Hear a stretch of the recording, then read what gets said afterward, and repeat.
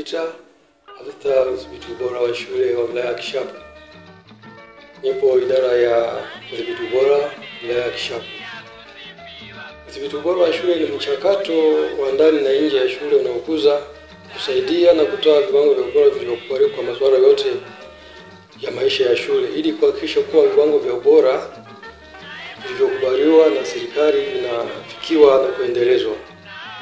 Madaraka ya udhibiti ubora wa shule yapo katika sheria ya elimu namba 25 ya mwaka 1978.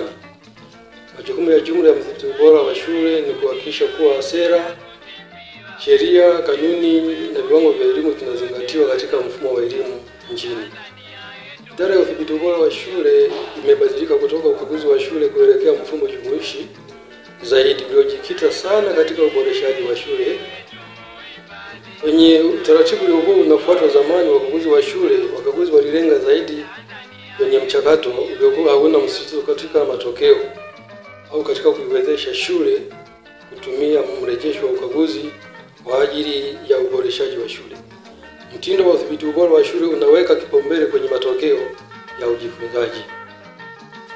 Matokeo ya ujifunzaji, utoaji vipaumbele kwa ajili ya mipango ya maendeleo ya shule, ujengaji uwezo kupitia tathmini ya shule yenyewe na kupeana matendo mazuri ndani na baina ya shule, na usaidizi kwa ajili ya ushirikishwaji jamii sasa ni sehemu muhimu ya mfumo mpya wa udhibiti ubora wa shule. Katika kufikia viwango vya ubora wa elimu, Wizara ya Elimu, Sayansi na Teknolojia kupitia idara ya udhibiti ubora wa shule inaweka utaratibu endelevu wa ufuatiliaji, tathmini na kutoa mrejesho kuhusu viwango vya ubora wa elimu. Hivyo basi, mfumo huu unahusisha wadau wote katika sekta ya elimu kuanzia ngazi ya shule, kata, wilaya, mkoa na taifa. Viwango vya ubora vinavyokubalika vinafikiwa na kuendelezwa.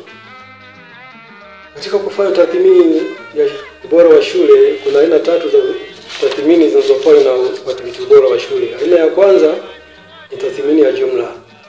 Tathmini ya jumla ni ya shule, inalenga kwenye ufanisi wa shule katika nyanja mbalimbali kama vile ubora wa mitaala kukidhi mahitaji ya wanafunzi, ubora wa ufundishaji na ujifunzaji na upimaji mzuri, ubora wa uongozi na uendeshaji, ubora wa mazingira ya shule na athari zake kwenye ustawi, afya na usalama wa wanafunzi, ushirikishwaji wa jamii, maadili, utamaduni na uzalendo, matumizi bora ya habari, mawasiliano na teknolojia, mafanikio ya wanafunzi.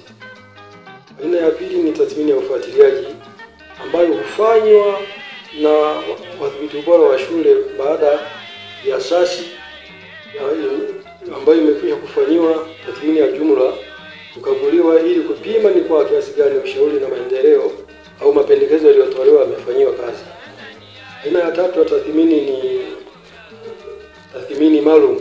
Tathmini maalum inaweza kuwa kwa ajili ya usajili wa shule au kufuta usajili au kwa ajili ya kufanya uchunguzi wa tuhuma au changamoto yoyote ambayo itajitokeza shuleni au chuo cha ualimu.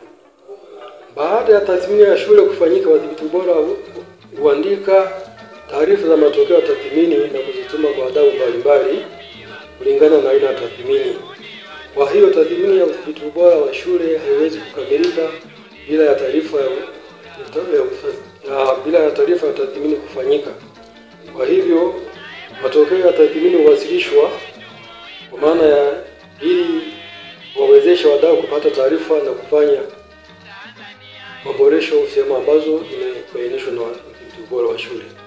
Serikali kupitia Wizara ya Elimu, Sayansi na Teknolojia imefanya mageuzi makubwa kuimarisha idara ya udhibiti ubora wa shule, ikiwa ni pamoja na kufanya maboresho ya muundo wake kwa kuondoa ofisi zilizokuwa za udhibiti ubora wa kanda na kuwa na watendaji ngazi ya shule, ngazi ya kijiji au kata, ngazi ya wilaya, mkoa na ngazi ya taifa. Pia maboresho makubwa yamefanyika kwa idara kujengewa ofisi za wilaya ngazi zote pamoja na kununua vyombo vya usafiri kwa maana ya magari na vifaa vya tehama. Jitihada zote hizi zinaendelea kufanywa na serikali ili kuhakikisha kuwa wadhibiti ubora wa shule wanafanya kazi katika mazingira wezeshi, pia wanazifikia shule kwa wakati ili kuhakikisha kuwa shule zinapata uangalizi na usaidizi unaohitajika, ikiwa ni pamoja na ubora wa elimu inayotolewa. Ni sana kwa kunisikiliza. Kazi na utu, tunasonga mbele.